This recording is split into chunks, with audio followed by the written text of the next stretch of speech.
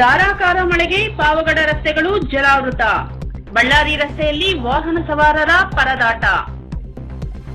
Pavagada June 13 ಶುಕ್ರವಾರ ರಾತ್ರಿ ಸುರಿದ ಧಾರಾಕಾರ ಮಳೆಗೆ ಪಾವಗಡ ಪಟ್ಟಣದ ಪ್ರಮುಖ ಬಳ್ಳಾರಿ ರಸ್ತೆ ಸಂಪೂರ್ಣ ಜಲಾವೃತಗೊಂಡು ವಾಹನ ಸವಾರರು ಹಾಗೂ ಸಾರ್ವಜನಿಕರು ತೀವ್ರ ಸಂಕಷ್ಟ ಅನುಭವಿಸಿದರು.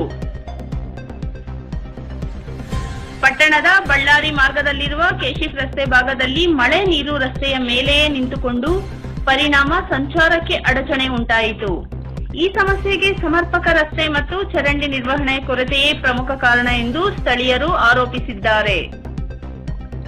ಚರಂಡಿಗಳಿಗೆ ನೀರು ಹರಿದು ಹೋಗಬೇಕಾದ ಪ್ರದೇಶಗಳಲ್ಲಿ ಮಣ್ಣು ಮತ್ತು ತ್ಯಾಜ್ಯಗಳು ತುಂಬಿಕೊಂಡಿರುವುದು ಮಳೆ ನೀರು ಸರಾಗವಾಗಿ ಹರಿಯದೆ ರಸ್ತೆಯಲ್ಲಿ ಸಂಗ್ರಹಗೊಂಡಿದೆ. ಪರಿಣಾಮವಾಗಿ ವಾಹನ ಸವಾರರು ಅಪಾಯದ ನಡುವೆ ಸಂಚರಿಸಬೇಕಾದ ಪರಿಸ್ಥಿತಿ ನಿರ್ಮಾಣವಾಗಿದೆ.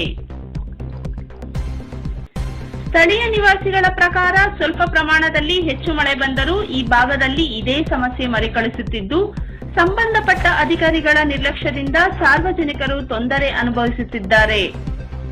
ಈ ಕುರಿತು ಲೋಕೋಪಯೋಗಿ ಇಲಾಖೆ ಹಾಗೂ ಪುರಸಭೆ ಅಧಿಕಾರಿಗಳು ತಕ್ಷಣ ಗಮನ ಹರಿಸಿ ಚರಂಡಿಗಳ ಸ್ವಚ್ಛತೆ, ರಸ್ತೆ ನಿರ್ವಹಣೆ ಮತ್ತು ಶಾಶ್ವತ ಪರಿಹಾರ ಕ್ರಮಗಳನ್ನು ಕೈಗೊಳ್ಳಬೇಕೆಂದು ಸಾರ್ವಜನಿಕರು ಆಗ್ರಹಿಸಿದ್ದಾರೆ.